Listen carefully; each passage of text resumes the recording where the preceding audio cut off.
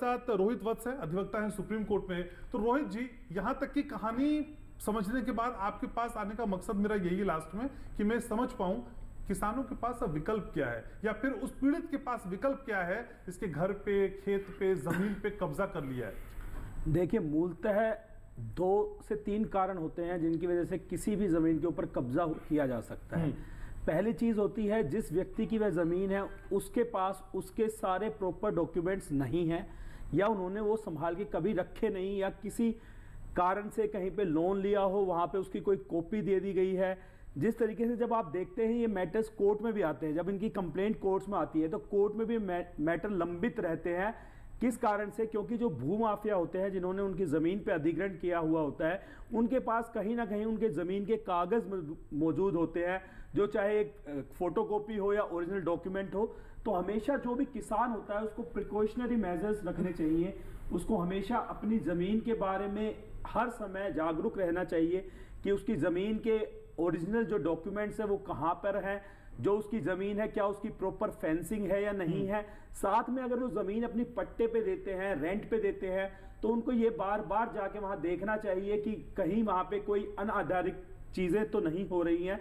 क्योंकि अगर इस समय में वो उस चीज़ को छोड़ देंगे और वो चीज़ें स्टार्ट हो जाती हैं, तो उसके बाद उनको नियमित करना, उनको रेगुलेट करना बहुत मुश्किल हो जाता है।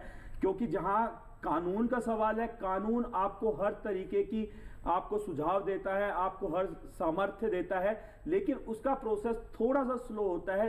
इसलिए हम हमेशा कहते हैं, आपने जनरली सुना है, prevention is better than cure. Cure आपको जरूर मिलेगा, उस चीज का समाधान आपको उसको कानून में मिलेगा। हमारे संविधान ने हर तरीका का समाधान हर प्रॉब्लम का दिया है, लेकिन हर एक व्यक्ति जिसको ऐसे कन्फ्लिक्ट में जो एंटर हो रहा है या किसी तरीके से उस कन्फ्लिक्ट में आ रहा है, ऐसे द्वेष में आ रहा है, उसको कहीं ना कहीं अपनी जागरूकता रखनी बहुत जरूरी है। साथ में उनको नॉलेज होनी चाहिए, थोड़ा भी एजुकेशन लेवल इस तरीके का होना चाहिए कि उनको मिनिमम ये जागरूकता हो कि हमारी जो जमीन है उसको हम बचाव किस तरीके से करें, और साथ में अगर कभी उसी पे कोई अधिग्रहण करे तो हमारे पास क्या क्या उपाय है, हम किस तरीके से इसको जल्दी से जल्दी सोल्व कर रोहित जी, कोर्ट में जब जब इस तरह के मामले आते हैं उसमें क्या मुख्यतः आप दिक्कतें देख पाते हैं? किन किन वजहों से ऐसा हो पाता है कि किसी की जमीन कोई हड़पने को तैयार दिखाई देता है?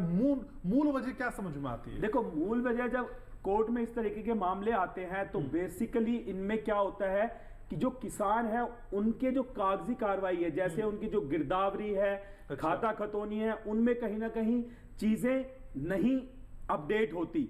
वो धीरे धीरे उस चीज को छोड़ देते हैं, या उनके पास ओरिजिनल डॉक्यूमेंट्स नहीं होते, जिसका फायदा जो भूमाफिया होते हैं वो अथॉरिटी में कुछ लोगों से, असामाजिक तत्व से मिलके ये देख लेते हैं कि कौन सी जमीनों का खाता रेगुलरली अपडेट नहीं हो रहा है। कि भूमाफियाओं के लिंक अथॉरिटीज में भी होते हैं, जहां से ये होमवर्क पूरा किया जाता है। देखिए, असामाजिक तत्व हर जगह मिलेंगे, हर व्यक्ति का कहीं ना कहीं उसका जो मानसिक मिलन हो जाता है, और ऐसे लोग जब उनको मिलते हैं तो कहीं ना कहीं पता लगाते हैं कि कौन से ऐसे जमीनें हैं जिनके डॉक्यूमेंट्स रेगुलरली अपडेट नहीं हो रहे हैं, जिनकी लिस्टिंग कहीं पे नहीं है, या किस कारण से उन जमीनों पे कोई विवाद चल रहा है।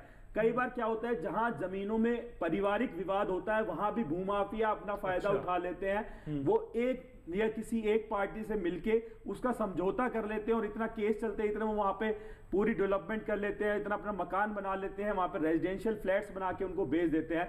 तो बेसिकली जब भी ऐसी चीजें कोर्ट के सामने आती है तो कोर्ट को भी इनिशियली ये देखना पड़ता है कि क्या कारण हो सकता है। प्राइमा फेसिया अगर कोई व्यक्ति इस तरीके से आया है, क्योंकि अगर आप केस डालेंगे तो कोर्ट भी दूसरे व्यक्ति को जिन्होंने आपकी जमीन पे अधिग्रहण किया है उनको नोटिस देगा और उनसे जवाब मांगेगा, और वो जब आएंगे तो उनके पास कुछ भी तथ्य इस प्रकार का होगा तो कहीं ना कहीं ये मामला लंबित हो जाएगा। तो इसलिए हमेशा प्रिकॉशन रखनी चाहिए। तो कई कारण हैं जिनका जिक्र यहाँ पे वकील साहब कर रहे हैं, लेकिन हम सिर्फ कारणों की बात नहीं करते, हम सोल्यूशंस की भी बात करते हैं। लेकिन फिलहाल एक ब्रेक के लिए मुझे रुकना है, ब्रेक के बाद लौटेंगे तो चर्चा को यहीं से आगे बढ़ाएंगे, और बात आपकी जमीन, आपके घर, आपके खेत की भी होगी। हाँ, अगर कोई किराए पे मकान दिया है जिसपे कब्जा हो गया है, उस पर भी आज चर्चा करेंगे। ब्रेक के उस पार रहिएगा हमारे